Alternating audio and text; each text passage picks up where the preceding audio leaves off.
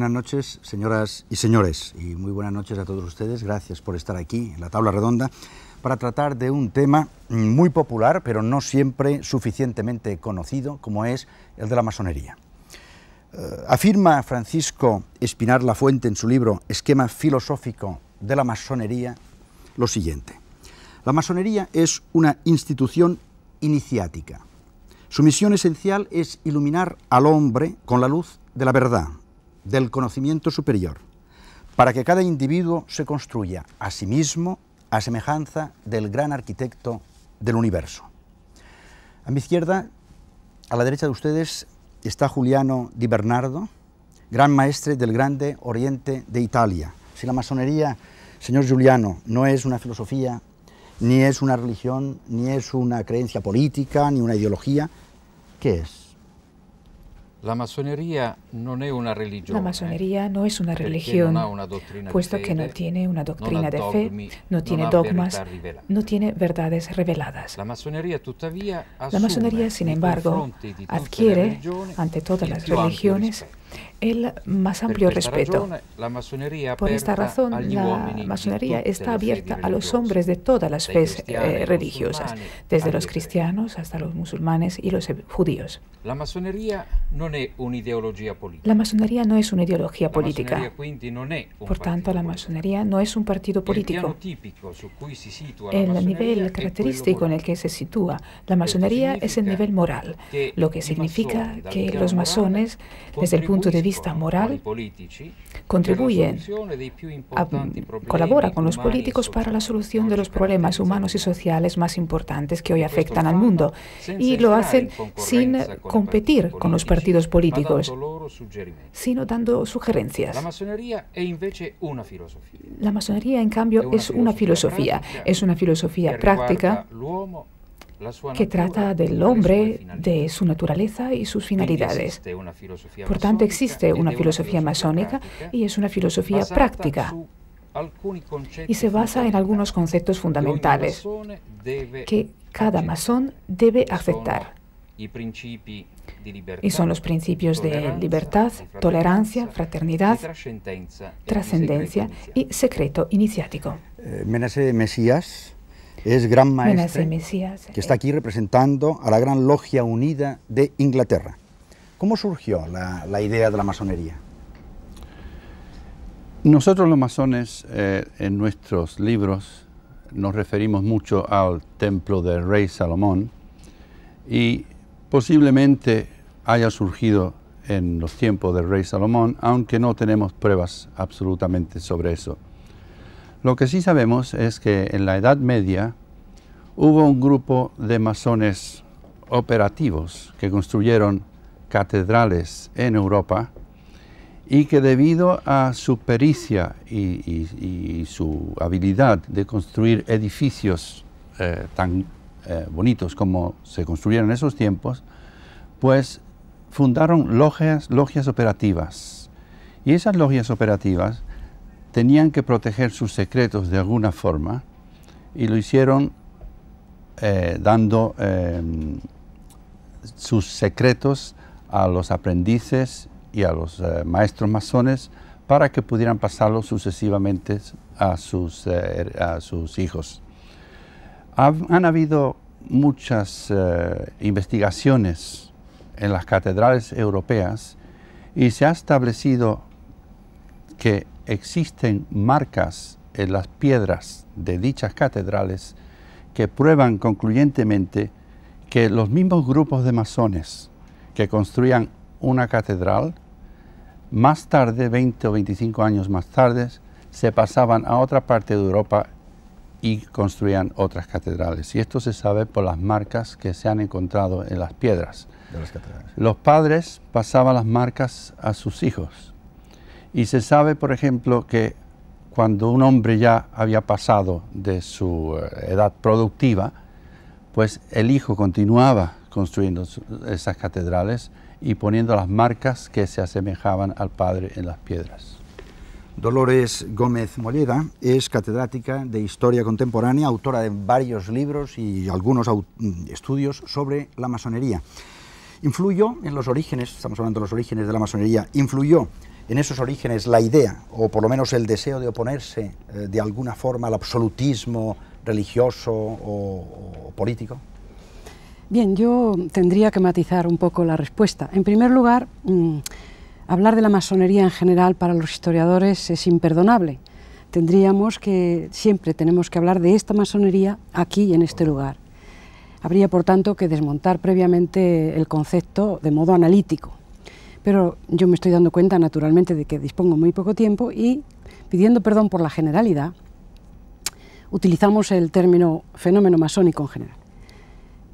Y que si surgen, pues, en contra con una idea de ir en contra del poder absoluto de la Iglesia, no. Yo pienso, sencillamente, que la masonería nace, la especulativa, me refiero, no la operativa del que ha hablado nuestro colega, la especulativa nace en un momento de cambio europeo, ese momento del que Paul Asar ha hablado, como crisis de la conciencia europea. Y surge en un momento haciendo como la institucionalización de unos valores nuevos.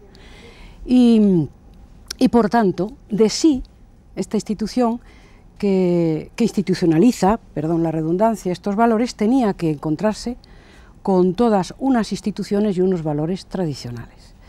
Entonces, sin que hubiera esa meta de la que usted ha planteado, el enfrentamiento entre dos mundos antagónicos tenía que plantearse. Y en efecto, a lo largo de la historia, la institución masónica se ha enfrentado con el poder civil y con el poder eclesiástico, con la institución eclesiástica. Pero por razones distintas, yo me atrevería a matizar esto bastante. Con el poder porque, naturalmente, el poder absolutista del antiguo régimen, dadas los nuevos valores que profesaba la institución, no entraban en las categorías de la masonería. Pero además, pienso que la institución nace no solo institucionalizando esos valores, sino que en momentos determinados se identifica con los ideales y las metas de una nueva clase que está surgiendo en el siglo XVIII, que es la clase media. Y esa clase media, sociológicamente, es una clase que no ha tenido poder, que no ha tenido retículas organizativas en el poder constituido absoluto, y normalmente a esa clase el poder, si esa clase está organizada como lo estaba, en una institución muy disciplinada, secreta y ciertamente numerosa, tenía que tener sus recelos hacia ahí. Y a lo largo de la historia se van enfrentando desde el momento en que el poder absoluto pasa constitucional menos, y desde que se presentan las dictaduras más. Sí. En relación con la Iglesia, también surge el enfrentamiento por razones más bien, primero también por razones de Estado, pero después también por razones religiosas y por unas políticas encontradas en relación con ese tema de la polémica ciencia-fe que se presenta en un determinado momento del siglo XIX, y con el apoyo que la institución masónica presta y apoya la idea laica. Bien, estos son unas reflexiones sobre la historia que nos ha hecho Dolores Gómez Molleda. Vamos ahora a preguntarle a Ricardo Noriega Salaverry, que es pasado o ex gran maestre de la Logia del Perú y secretario ejecutivo de la Confederación Masónica Interamericana. La pregunta ya es mucho más actual. ¿Para qué sirve la masonería? Es indudable de que estamos ante una orden, como lo ha explicado la profesora Dolores, a quien felicito, porque una mujer inteligente que estudie nuestra orden es de beneplácito para todos nosotros. Ella ha tocado un tema que es digno de relevarlo, el toque que usted preguntaba respecto a las relaciones Iglesia Católica con la masonería. Yo le voy a contar mi caso particular. En Perú, la gran mayoría somos católicos. Cuando en mi familia, sobre todo mi madre, se entera que iba a ingresar a la masonería, pensaba que íbamos a hacer una especie de contubernio con el diablo y que su hijo mayor iba a protagonizar ese contubernio.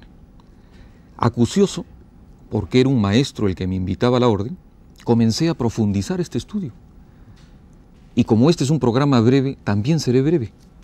En esta acuciosidad llegué a una conclusión: el porqué de este enfrentamiento totalmente injusto, diría yo, no por parte de la masonería, sino de la Iglesia Católica, sino por parte de la historia. Nosotros en América Latina teníamos un poder godo, un poder español, que durante muchos años estuvo bajo un gobierno que representaba en cierto momento la antítesis a la tesis masónica de libertad, igualdad y fraternidad. El virrey, representante del rey, lanzaba sus edictos o resoluciones y tenía en la oreja a un obispo que le decía lo que tenía que firmar. Ello representó indudablemente, sean buenas o sean malas las decisiones, no quiero entrar en ese tema, la antítesis de la masonería a la tesis del poder virreinal gobernante en ese momento. Y a eso nos referimos, que en las logias lautarinas, en las logias masónicas, que explicaba el gran representante de la Gran Logia Unida de Inglaterra, se confabulaba contra ese poder injusto. Se hablaba en el secreto masónico de libertad, igualdad y fraternidad. Indudablemente tocábamos un terreno que era la antítesis a esa libertad. Enhorabuena, que ahora como católico le digo a mi madre, no hago pacto con el diablo. Ella está muy contenta de que siga siendo católico y masón. Como lo dijo el gran maestro, el gran Oriente de Italia, no somos una religión. Nos damos el abrazo fraterno todos los que creemos en un ser supremo y en la inmortalidad del alma. Y ahora, en breves palabras, ¿para qué sirve? Sirve para eso, para esclarecer lo que nosotros tenemos como motivación básica, el dominio moral sobre sí mismo. Ese dominio moral sobre lo que representa el estudio filosófico de esta orden de constructores antiguos y ahora de libertarios modernos. Y ahora, más datos sobre la historia de la masonería.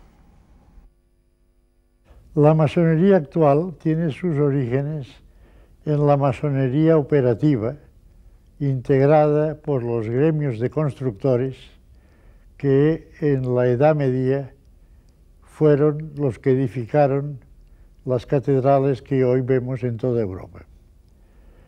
Esta masonería operativa estableció como una de sus normas que sus miembros no podían participar en las luchas políticas y religiosas que producían las guerras que durante toda la Edad Media asolaron el territorio europeo.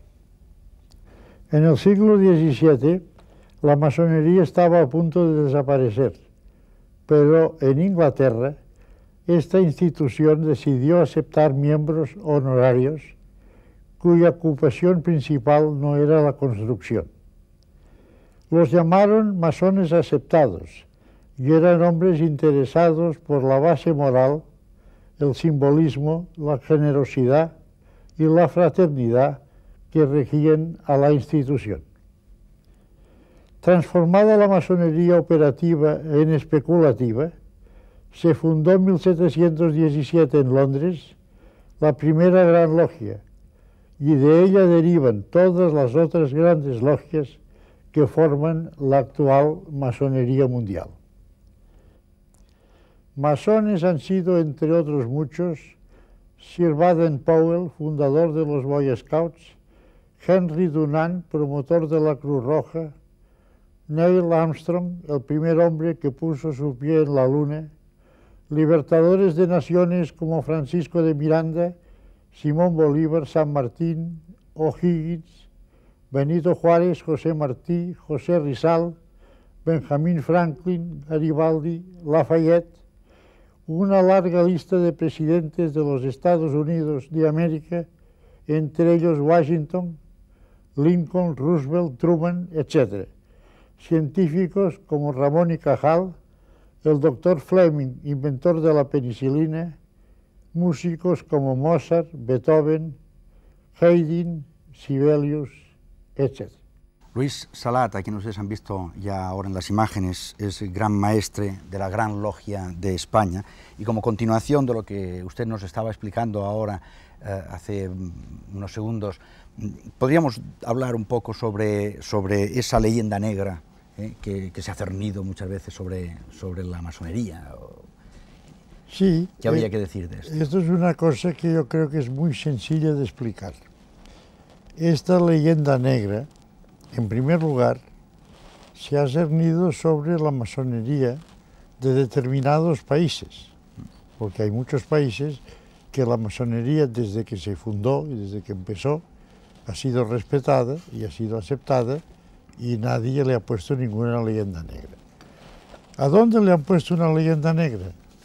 en países sometidos a sistemas dictatoriales, a países que han sido fuertemente dominados por un clero católico que instauró una inquisición, que todos sabemos, porque sería alargarnos mucho entrar en estos detalles, que el delito de ser masón acarreaba el tormento hasta que se retractaban en esto. Entonces, esto es una leyenda negra, ¿por qué? Porque la masonería, que tiene unos principios de tolerancia, de aceptar cualquier idea religiosa, de decir que respeta la Iglesia Católica y la idea de la fe cristiana católica, pero que también respeta el judaísmo, o respeta el protestantismo, o respeta el mahometanismo, o cualquier otra religión, esto estaba en contra y pugnaba con los que dominaban estos países. Y de ahí viene esta famosa leyenda negra. Y si por una parte, que es la parte, digamos, católica, o religiosa, perdón, la palabra católica está mal dicha, religiosa, había este interés en fomentar esta leyenda negra, por la otra parte, por la parte estatal, por la parte del gobierno de la nación, también había el interés en fomentar esta idea, porque la masonería se oponía a los sistemas dictatoriales, se oponía a los gobiernos que privaban de sus libertades, de la libertad de expresión, de la libertad de conciencia y de las libertades ciudadanas. Dolores Gómez Molleda, las constituciones de la masonería, tengo entendido, prohíbe a los masones hablar de religión y de política entre ellos y tal, en las tenidas o en sin embargo, como historiadora, ¿usted cree que ellos han mantenido siempre al margen de la política? Bueno, yo pienso, como acaba de decir don Luis Salat, que ella por definición es apolítica y es religiosa. Pero en determinadas circunstancias y en determinados países, y en una historia concreta, la verdad es que yo creo que el medio ha podido con ese apoliticismo y esa religiosidad. Y concretamente en nuestro país, este ha sido un país siempre con una crisis permanente, política, y en las crisis, cuando la convivencia nacional no está resuelta, todo se politiza. Entonces esta sería para mí la razón histórica de la politización de la masonería en España. Pero esa politización es real y realmente hay que aceptarla, es un hecho ahí objetivo. Y no me refiero a una politización de ciertos individuos que formaban parte de la masonería al mismo tiempo de partidos políticos, sino que esta participación en la política ha sido institucionalizada, institucional. ¿Por qué? Pues porque ha habido acuerdos de asambleas, concretamente en la etapa que yo he investigado durante la República, acuerdos de asambleas de control político, de intervencionismo, de sanción, etcétera, etcétera. Y claro, a lo largo de la historia, hay que matizar mucho, porque ese intervencionismo político no es tanto como el que se ha dicho tampoco. Creo que incluso algunas obras de los propios masones, no digamos de los no masones, han contribuido a este equívoco. Y por ejemplo, nadie habla ya del complot masónico de la Revolución Francesa, tampoco podemos hablar del protagonismo de los masones en las Cortes de Cádiz. Durante la etapa de Fernando VII las cosas no están nada claras, porque lo que se había dicho está hecho sobre la documentación de Palacio, y es una documentación muy confidencial de la policía, sin base real. Todo eso hay que repensarlo y rehacerlo. Y la documentación que empieza ya a ser más sólida es de finales del 19 y de principios del 20 y del 20. Y ahí las cosas están más claras. Y yo creo que, lamentándolo mucho, sí tengo que afirmar que la masonería en España ha sido muy política y que este intervencionismo político creo que la ha acarreado grandes problemas. Algún historiador, hablando de este asunto, me ha dicho a mí, yo creo que la masonería en España se buscó un poco lo que le ocurrió, aunque yo no digo eso totalmente, claro, porque como decía muy bien don Luis Salat, luego ha habido una involucración de cuestiones que han inflamado el asunto, pero en realidad esta intervención en la política le fue muy dañosa a la imagen de la orden. De esa cuestión de la imagen hablaremos si es posible. Perdón, si me pudiera conceder un minuto. Sí, diga. Porque claro, es una cosa, ¿no? Lo que dice nuestra amiga historiadora es cierto que la masonería en España, hablamos de España. España, sí, sí. Hacía política, intervenía en cuestiones políticas y hacía toda esta actuación. Esto es cierto. Yo entré a la masonería en España en 1935 y desde el día siguiente que entré a la masonería me vi involucrado y entré por cuestiones políticas prácticamente. ¿No? Pero esto es el caso particular. Claro. Pero esto tiene como que hay que hacer ver que por este motivo nunca hasta la época actual en España la masonería había tenido el reconocimiento universal porque precisamente fallaba en una cosa que la masonería no está de acuerdo, que es en meterse en cuestiones políticas y religiosas. Y por esto estaba excluida. Vamos a escuchar ahora la voz de Ricardo Noriega, que es una voz que llega de América, de América hispana, ¿no? Y cuál es su opinión acerca de lo que estamos precisamente en estos momentos hablando. Claro, respecto a lo de la política, yo creo que debemos dejar delimitado que por norma, por principio, por programa, la masonería como institución no interviene en política. Claro. Casos atípicos, singulares como los que se han explicado ahora, ameritan una parte. ¿Qué sucede en América? En lo que es la masonería moderna. Porque indudablemente San Martín, O'Higgins, Bolívar, como veíamos en el vídeo, al complotar contra un statu quo totalmente injusto, hacían política de libertad. A nosotros nos toca, en mi calidad de gran secretario ejecutivo de la Confederación Masónica Interamericana, coordinar la masonería de 57 grandes logias, 21 países, desde México hasta Chile y Argentina. Entonces, vaya la interpretación si esto es política. Nos enteramos que por razones de sus ideas, en Cuba, desde hace más de 20 años, habían 16 hermanos masones presos.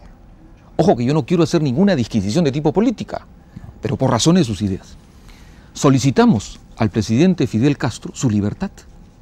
Y no hubo una negociación porque no había nada que negociar, no había un toma y daca. Era una solicitud fraternal y humanista. Y afortunadamente ahora los tenemos libres. Se puede llamar política a otra actividad que desarrollamos, sobre todo en la Gran Logia del Perú, el Plan Masónico Regional. Somos países que requieren de estos supuestos líderes masones, porque así nos determina la Constitución, que tenemos que ser líderes en nuestra sociedad, el hecho de ayudar a estos pueblos que tanto y tanto requieren de la ayuda, porque el Estado no es suficientemente capaz. Entonces este plan masónico trabaja en 3 aspectos: salud, educación y alimentación, con éxito relevante. Otro proyecto, vayamos también a interpretar si es político, la Asociación Juvenil Masónica Interamericana, la integración de los hijos de masones a nivel interamericano. Y lo último, el proyecto masónico interamericano. Si bien es cierto, la masonería como institución está vedada de ser política, pero no podemos negar que la inquietud de esta orden es preparar a sus hombres para que intervengan en diferentes esferas según su capacidad para hacer política. No es la masonería, sino es el masón individual que la realiza.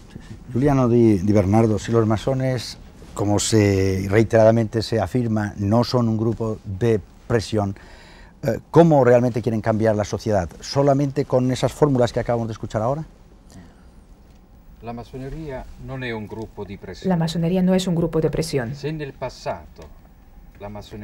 pasado la masonería se ocupó de política, es porque aún no existían los partidos políticos tal como los concebimos hoy. Por tanto, se ha asumido la carga de actuar a nivel social para solucionar problemas, incluso políticos. Hoy que existen los partidos políticos y que desempeñan bien sus tareas sociales, la masonería por fin puede volver a ocuparse del plano moral e iniciático. Pero ¿de qué forma la masonería contribuye hoy para el cambio de la sociedad y del mundo?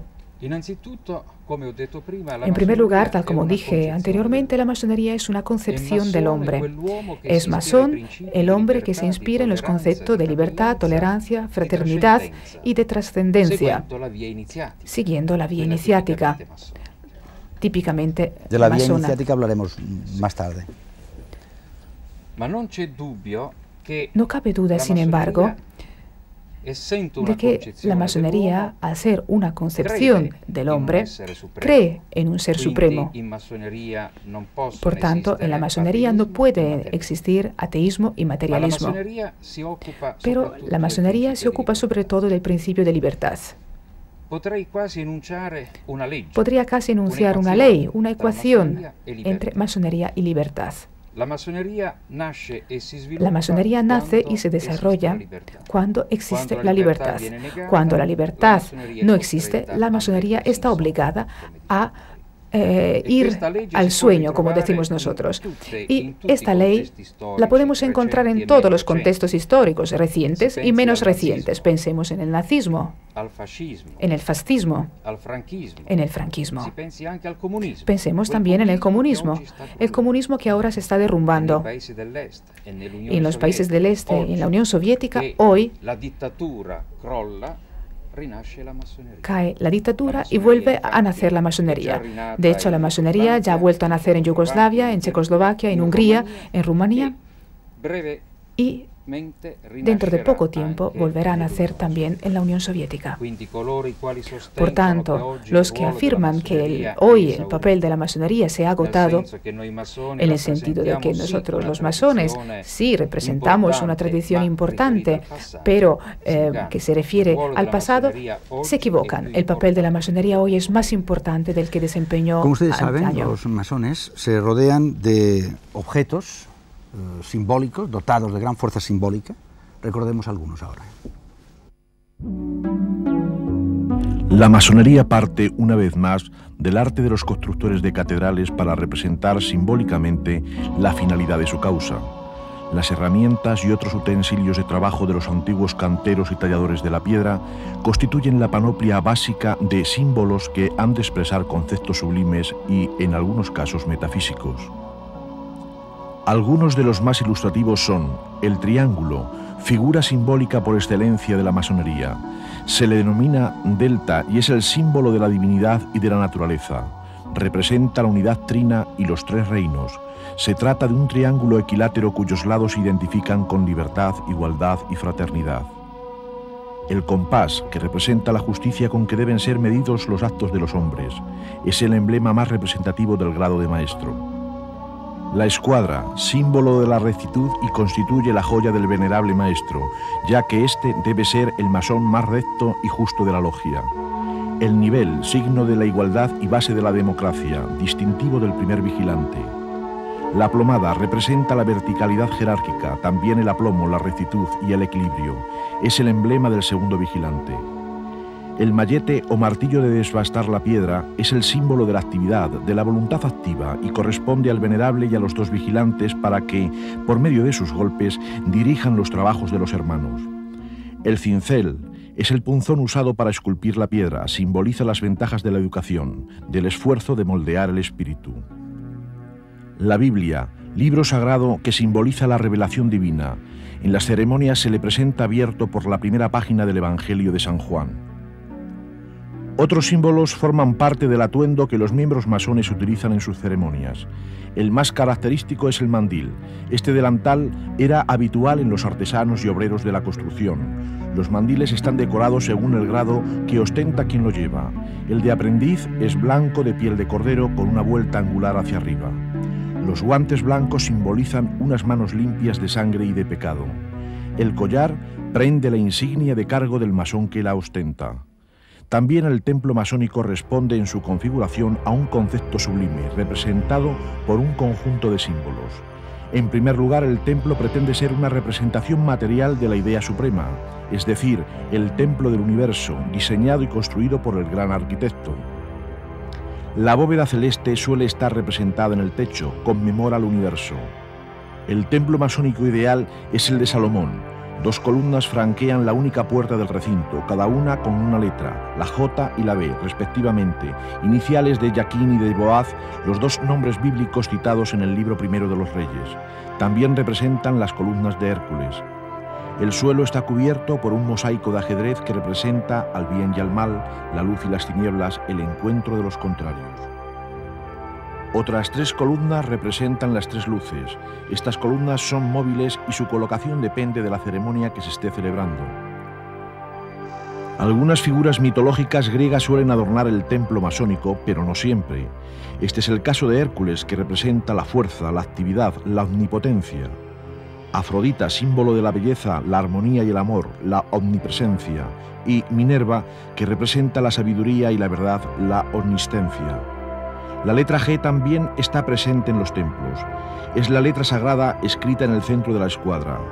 Es la inicial de la palabra de Dios en inglés y de las palabras geometría, gnosis, genio y gravitación. La estrella de 5 puntas es el símbolo del hombre desde la escuela pitagórica. La cadena y la cuerda entrelazada simbolizan la unión y la fraternidad que, junto con la granada, completan las representaciones del esfuerzo común. La piedra bruta simboliza el espíritu no iluminado y la piedra cúbica el espíritu del hombre tallado por la verdad de la iniciación y la revelación. Otros muchos símbolos, así como el uso que se haga de todos ellos, junto con los signos, toques y palabras, configuran la capa externa del universo iniciático y esotérico de la masonería. Menace Mesías, uno de los símbolos más importantes es el del gran arquitecto del universo, de alguna forma supongo que refiriéndose al creador. ¿Qué quieren ustedes explicar con este concepto de gran arquitecto del universo? Bueno, primeramente debo de decir que la masonería era un movimiento cristiano antiguamente y gracias a la tolerancia de los cristianos hacia las otras religiones reconocidas, evolucionó la masonería de tal forma que tanto los rituales como las ceremonias se adaptaron para que pudieran unirse a las filas masónicas a aquellos que no eran cristianos.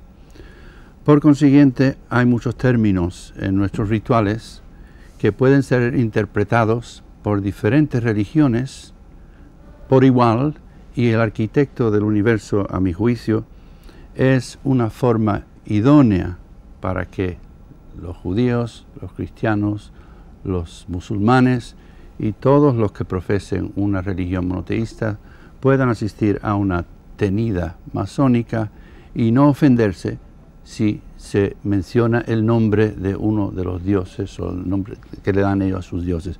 Esto no quiere decir que el término gran arquitecto del universo sea derogativo a ninguna religión, todo lo contrario.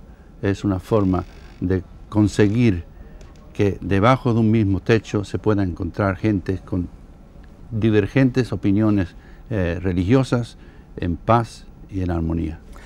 Luis Salat, ¿usted cree que el hombre de hoy tan pragmático, ejecutivo, puede interesarse por tanta simbología? Pues hay una cosa que es muy curiosa, y es que la masonería, que quizá tuvo una época a principios del siglo actual, que estuvo un poco en decadencia, hoy en día es al revés. En este mundo convulsionado, en este mundo falto de ideales que estamos viviendo, o falto de muchos ideales, hay una juventud que busca algo. Y esta juventud está encontrando esto. Y una cosa muy clara que nos demuestra esto es que, por ejemplo, en España, después de 40 años, de que se había prohibido, que se había hablado todo lo que se habló de la masonería, pues la Gran Logia de España encuentra eco. Y encuentra eco no en personas de 80 años o de 70. El viejo soy yo, que me inicié en el 35. Pero lo que vienen son personas prácticamente recién graduados, muchos de ellos, que buscan un ideal en la vida, porque en este mundo materialista, egoísta, en que no hay ideales, se ha perdido mucho en muchos. La fe religiosa o la cuestión esta espiritual buscan algo. Y es lo que estábamos hablando, por ejemplo, de los países del este. Los países del este, pues, está surgiendo una masonería. En Alemania, después de Hitler, ha surgido una masonería mucho más fuerte que la que había antes de Hitler. Y no sé, hay encuentran algo, es un ideal que la sociedad actual, la juventud actual sobre todo, se encuentra bien en la masonería, porque encuentra que va a un sitio donde hay unos intereses de hacer beneficio a la humanidad, de tolerarse, de no meterse en estas luchas de cabezas rapadas y del otro y del no sé qué, sino, y tiene una gran acogida la masonería. Sí, sí. Ricardo Noriega, y sin embargo, ¿por qué se continúa llamando o se desea que se les llame como una sociedad secreta? Yo le voy a decir por qué, y le voy a decir el secreto. El secreto es que no tenemos secreto. Y eso es definitivo. A usted he tenido el gusto de conocerlo recién, porque hoy día llegué de Perú. Y como decía este filósofo Krausen de hace 200 años, joven masón alemán, que quiso, bajo una utopía sentimental y romántica, crear la alianza de la humanidad, tú eres hermano mío, masón o no masón, porque nosotros, y he ahí también el secreto, un secreto que viene a ser un grito a voces, es que aquellas fronteras por la cual nos matamos y por la cual defendemos, son solamente cuestiones oficiales y oficiosas. A nosotros no nos interesa el color de la piel, la forma de los ojos, el idioma. Esta alianza de la humanidad es darte un abrazo porque somos hermanos. Y ahora, hay del que piense que es secreta. En mi condición de gran maestro de masones del Perú y secretario ejecutivo de la Confederación Masónica, he estado en la OEA, Organización de Estados Americanos, viendo un poco con admiración, por no decir con un poco de temor, el hecho como nuestros políticos hablan de paz, de fraternidad, se dan grandes abrazos, pero esto parece una obra teatral o neodramática, porque cada uno se va a nuestros países y alimenta todo el armamentismo y lo demás es cuento de calleja, o como dicen acá en España, el cantamañanas. Y el masón no.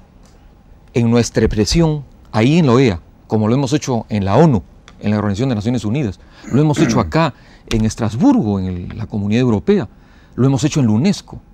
Hemos dicho que sea la paz, la solidaridad, la fraternidad, lo que reine, y no sea, como decía el gran maestro Salat o el gran maestro Di Bernardo, el hedonismo, el exceso, el cantamañanas, el decir una cosa y hacer lo contrario. He ahí, querido amigo, el secreto de nuestra orden. Sí. Hace unos instantes, Giuliano Di Bernardo estaba acercándonos ya a la idea de la iniciación. Se ha comentado ya también por parte de Luis Salat que él fue iniciado hace muchísimos años. Hay iniciación en las logias masónicas y con estas imágenes queremos nosotros acercarnos a ella. Son imágenes de una producción de televisión española que ustedes recordarán, se llamaba El Olivar de Atocha. Recordémoslas.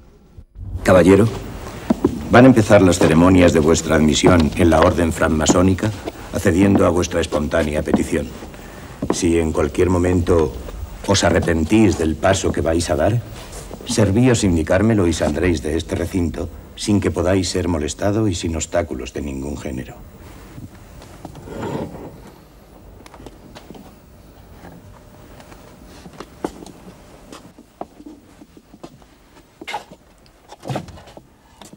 Fijaréis vuestra atención sobre las inscripciones que encontréis en los muros de este recinto y sobre los objetos que os rodean. Reflexionad sobre ellos y luego contestad por escrito a las preguntas consignadas en los papeles que hay sobre la mesa. Me voy a retirar con el objeto de dejaros en la soledad para que meditéis con serenidad sobre el importante paso que vais a dar. Venerable maestro, a la puerta del templo llaman profanamente. Ved quién llama de ese modo. ¿Quién va? Soy el hermano experto que conduce a un profano, el cual desea penetrar en nuestros augustos misterios. Decidle al que conducís que se retire, que para nada le necesitamos. Insiste en entrar y pretende que le abráis las puertas del templo. ¿En qué funda su insistencia y sus pretensiones? En que es hombre libre, honrado y de buenas costumbres. ¿Quién responde de él? Yo, que soy su conductor y que conozco sus buenas condiciones. Hermano secretario, ¿es este el profano que esperábamos? Sí, venerable maestro. Dadle entrada. ¿Os encontráis con el valor suficiente para arrostrar la muerte si fuera preciso, antes de abjurar de las ideas de progreso y libertad sustentadas por la francmasonería? Sí. Profano, ¿qué solicitáis de nosotros? Luz. Pueblo masónico, Como soberano que sois, ¿qué pedís para el profano? Luz. La luz le será dada al tercer golpe de mallete que parta del oriente.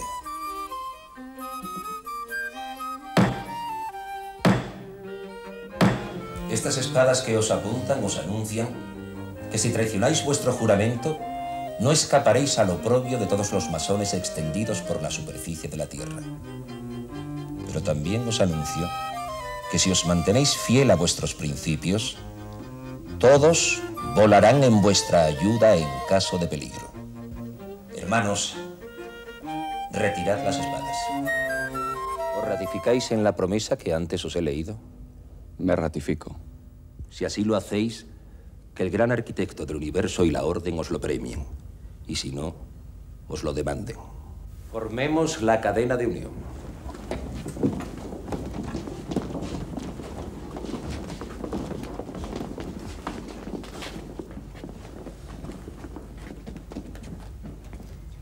Libertad, igualdad, fraternidad.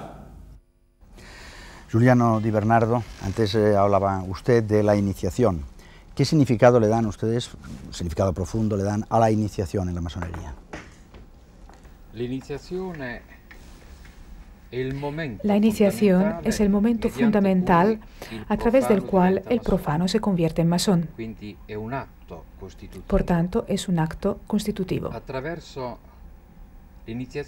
través de la iniciación, el profano adquiere una nueva dimensión, que es precisamente la dimensión masónica, una dimensión que nunca podrá rechazar.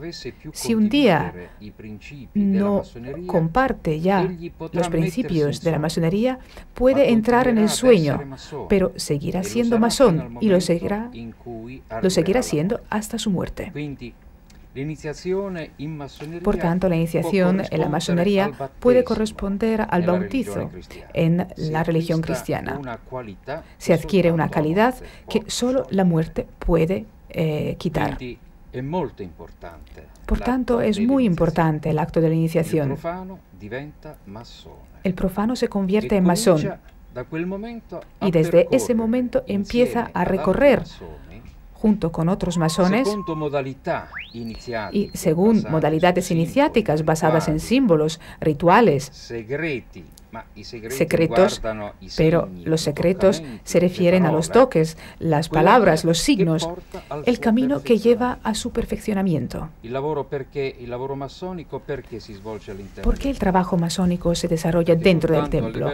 Porque solo dentro del templo se puede adquirir aquel estado de sabiduría al que tiende la masonería. Pero el masón, una vez que se ha hecho más sabio, más bueno y más justo, debe ocuparse de la humanidad. El trabajo dentro del templo es la condición esencial para poder ayudar a los otros hombres, incluso a los no masones. Esta es la tarea fundamental de la masonería. A través de la iniciación, el masón se vuelve cada vez más perfecto y una vez alcanzada la perfección, pone a disposición de la humanidad entera su estado de sabiduría. Menahem Mesías, ¿por qué ustedes afirman que en la masonería, hemos hablado ahora ya de la iniciación, es una fuente de formación del hombre? Bueno, primeramente debo de matizar que el objeto de la masonería no es el transformar hombres malos en hombres buenos, sino en convertir a los hombres buenos en hombres mejores. Mi experiencia en la masonería, en 40 años en la masonería, me ha dicho, sin duda alguna, que la formación masónica enseña la tolerancia, la convivencia entre las diferentes religiones y razas. Es mi juicio también que las ceremonias nuestras y las formas de llevar nuestras logias obligan al individuo a formarse de una forma que de otra manera no lo hubiera hecho. Yo conozco masones que en su tiempo no podían levantarse a decir una palabra en público y que después de 2 o 3 años en una logia masónica se encontraron transformados hasta el punto de que pudieron levantarse y dar discursos y expresarse, y no solamente eso, sino también convivir en paz y en armonía con todo el mundo. Y eso yo creo que es una cosa esencial y básica en el mundo en que vivimos. Nosotros respetamos todas las religiones, y eso es la base de la tolerancia masónica, y es una cosa que falta mucho en el mundo, que la persona de diferente color y diferente religión tenga la comprensión y la sabiduría de comprender que hay gente que no piensan como él, y que con esa gente tiene que tratar, quiera él o no quiera, hay que convivir los unos con los otros.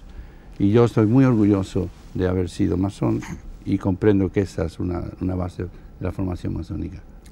La flauta mágica es una obra de inspiración masónica que compuso Mozart. Escuchemos un fragmento.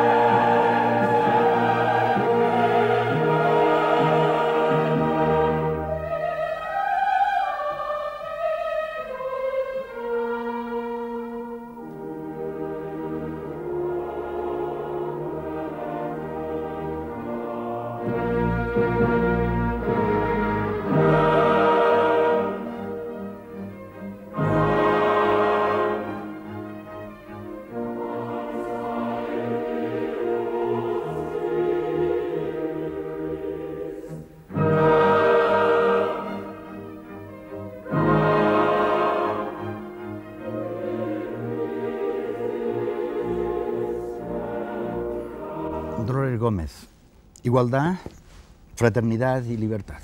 3 grandes principios y 3 grandes conceptos. ¿Se pueden entender las grandes revoluciones europeas y americanas sin los masones? Bueno, yo, de modo general, y también pidiendo perdón por esta generalidad, creo que ese elemento mesocrático del que aludí al principio, que era el protagonista de las revoluciones burguesas, utilizó a la institución masónica en determinados países, España, Francia, Italia, bien lo sabemos los que estamos aquí, como instrumento. Y la utilizó, perdona que te contradiga, porque precisamente era una sociedad secreta con la que podía contar para organizarse de modo un poco clandestino. Y aunque en cada país habría que matizar la intervención de la masonería, yo puedo decir de modo general una idea que me parece que es aceptable para todos. Y es que la utilizaron sobre todo como lugar de encuentro, como lugar de sociabilidad, y precisamente en España como contrapunto de ese espíritu individualista, excesivamente individualista, que tenemos los españoles. En la época romántica actuó así. Y voy a terminar solamente con una idea que yo quería dar aquí. Precisamente, apoyándose en este intervencionismo en las revoluciones, se ha construido en España una imagen de la masonería que por razones científicas y por razones éticas creo que los historiadores estamos obligados a disipar. Hay que cambiar la memoria colectiva sobre la masonería por una historia verdaderamente científica. Lo que no quiere decir que desterremos, por supuesto, porque nadie puede aceptarlo ya, la idea del contubernio judeo-masónico comunista, y que pasemos a hacer un estudio de la masonería inocente por completo. Creo que eso tampoco puede ser. Pero sí podemos hacer una historia simplemente, con un buen método, y saber que la historia de la masonería, bien hecha, hablará por ella misma. No hace falta hacer ni apologías, ni denuncias, ni detracciones. Y esta sería la meta, yo creo, en la que estamos hoy los historiadores comprometidos con el tema. Muy bien, Luis Salat, hace unos momentos estaba usted hablando de un mundo falto de ideales. Un mundo cambiante, en crisis, no solamente faltan ideales, faltan ideologías, no, está confuso en estos momentos. ¿Tiene futuro la masonería? Yo creo que tiene mucho futuro. La masonería tiene mucho futuro porque sus ideas se van imponiendo, pero falta mucho para que se impongan a nivel universal. Es decir, todas estas cosas que hoy en día nos parecen normales, como puede ser una comunidad europea, todas estas cosas en definitiva no son más que principios masónicos, que es coordinar, como decía el hermano Masías, las personas de diversas nacionalidades, de diversas creencias religiosas, de diversas razas, a entenderse, que deben entenderse, que son hermanos y que deben trabajar por una cosa que es muy sencilla, por el bien de la humanidad. Y esto tiene mucho futuro. Yo creo que la masonería que vivimos en estos momentos es la masonería que, digamos, yo podría decir, comparándole con el ser humano que ahora está tal vez en su adolescencia. De aquí 500 años es cuando será fuerte la masonería. Falta mucho, lo ha dicho Luis Salat, mucho para la igualdad, la fraternidad y para la libertad. Ojalá llegue ese día. Buenas noches, les esperamos el próximo sábado en la Tabla Redonda.